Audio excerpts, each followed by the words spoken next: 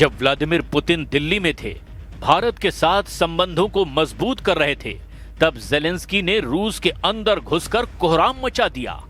Ukraine ने रूस के ऐसे ऐसे अड्डों पर शिकार किया जहां से पुतिन की फोर्स अटैक लॉन्च करती रही है।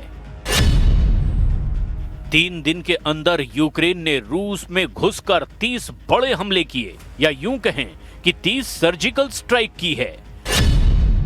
2026 से पहले यूक्रेन ने दिसंबर में ही दहलाकर बता दिया कि यूक्रेन झुकेगा नहीं, डरेगा नहीं, लड़ता रहेगा।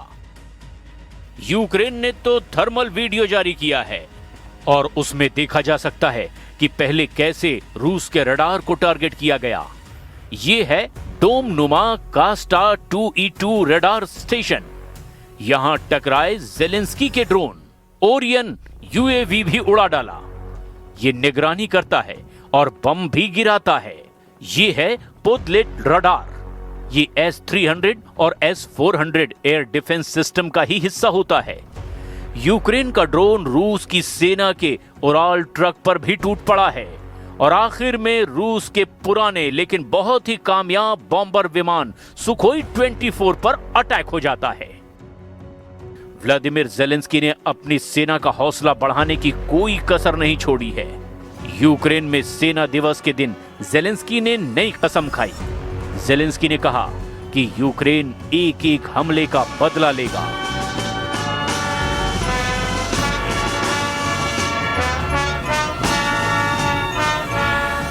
कैपिटल कीव में फौजियों की एक टुकड़ी बुलाकर जेलेंस्की ने मनोबल ऊंचा रखने का भाषण दिया। यहां जेलेंस्की के बड़े बड़े जनरल मौजूद रहे और उन सैनिकों को भी बुलाया गया जो रूस की सेना के सामने लड़ाई लड़ चुके हैं। जेलेंस्की ने मारे गए सैनिकों के परिवार वालों को मेडल सौंपे। ऐसा ही कुछ न कुछ करके जेलेंस्की जोश हाई रखना चाहते हैं, लेकिन सवाल यह है कि ऐसा कब तक कर पाएंगे।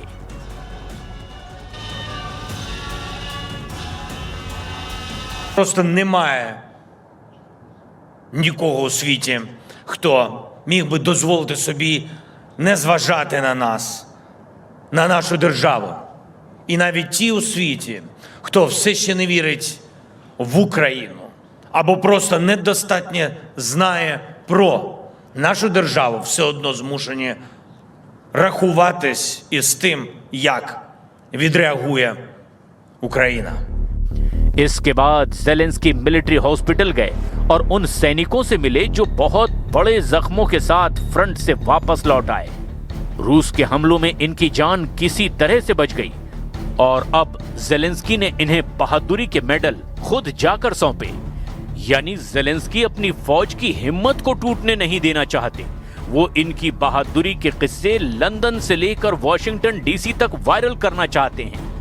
Багато держав у світі мають таку вагу, ще менше, значно менше могли б реально вистояти проти таких ударів, таких ворожих ударів, штурмів, такої підлості, від яких Україна реально захищається щодня, захищається щоночі.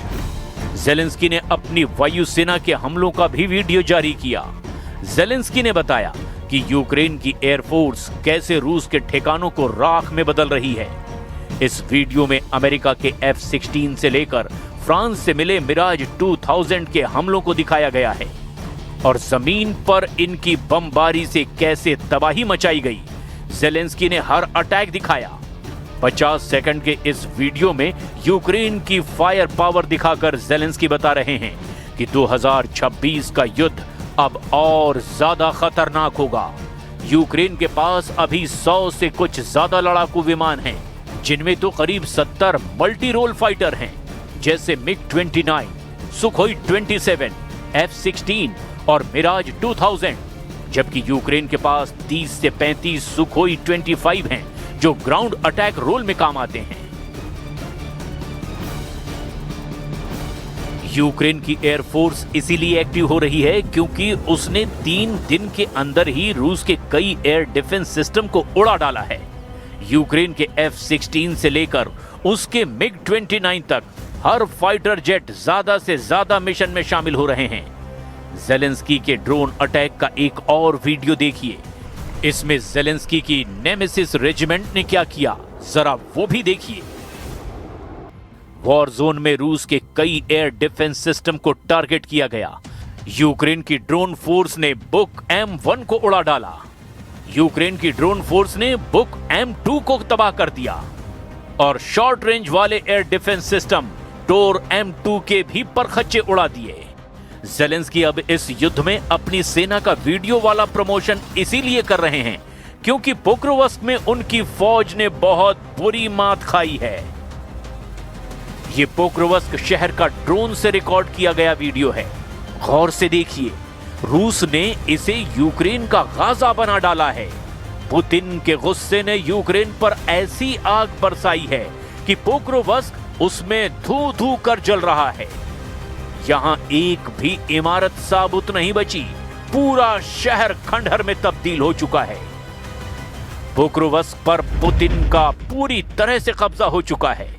पोक्रोवस्क के बीचों बीच रूस की फौज ने तिरंगा फहरा दिया है। कोहरे से ढका यूक्रेन का ये पूर्वी शहर पुतिन का सबसे ताजा शिकार बना है। पोक्रोवस्क की जीत का ऐलान खुद पुतिन कर चुके हैं और वो भी फौज की वर्दी पहनकर। पुतिन ने अब दुनिया को अपना युद्ध वाला फॉर्मूला बता दिया है। पुतिन का जंगी फॉर्मूला साफ है। अगर जेलेंस्की ने सरेंडर नहीं किया तो यूक्रेन हाफ होगा और यूरोप पूरा साफ होगा।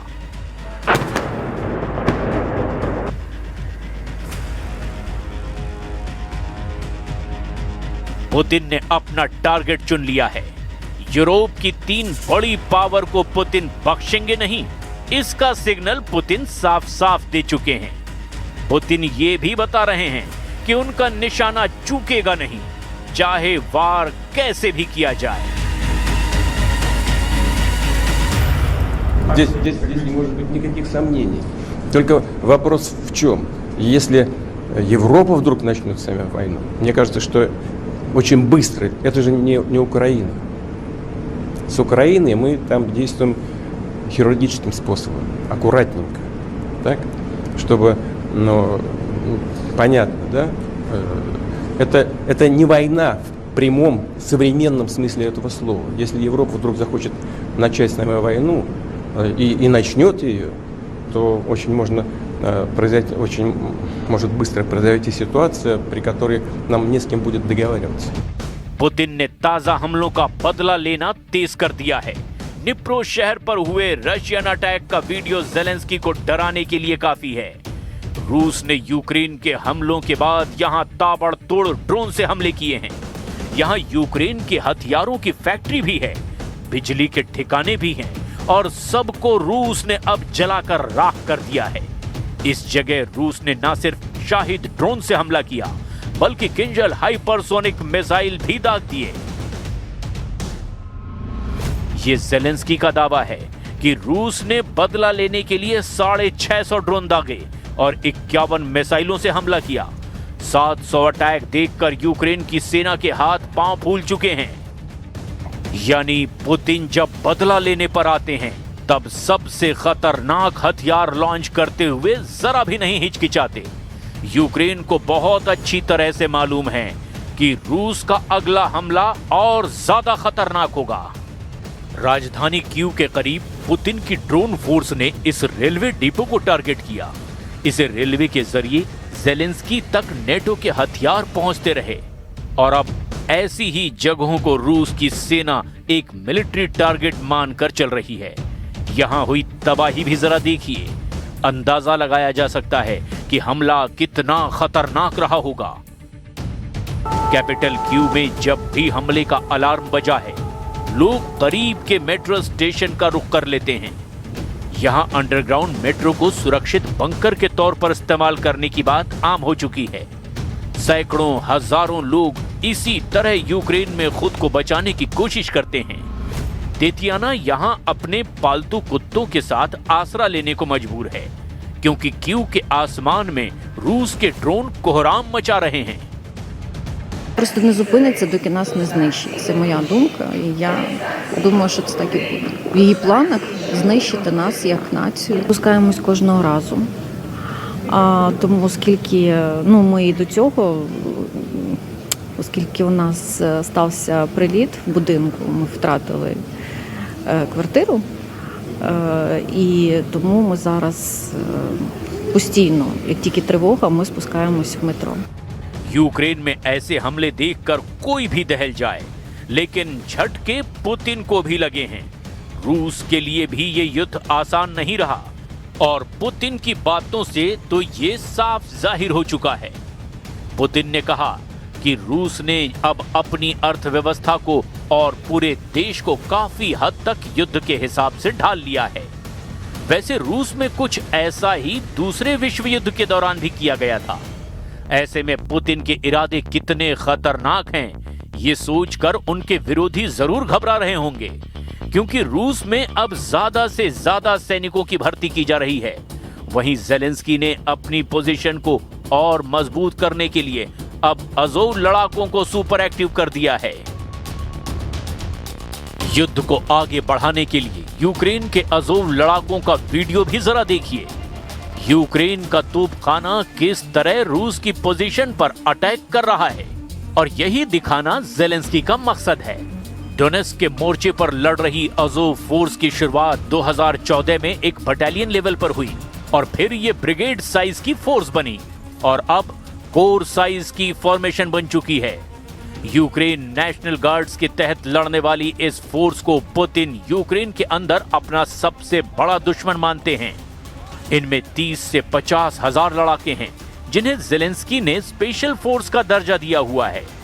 रूस का दावा है कि इसमें नाजी विचारधारा वाले लड़ाके हैं, जो पूरे यूरोप से इकट्ठा होकर यूक्रेन के लिए लड़ रहे हैं। जेलेंस्की जानते हैं कि उन्हें झुकाने की कोशिश लगातार जारी है और पुतिन की तरफ से दबाव ऐसा है जिसके आगे ट्रंप डगमगा चुके हैं। यूरोप को लेकर पुतिन का गुस्सा अब रिकॉर्ड तोड़ता दिखाई दे रहा है।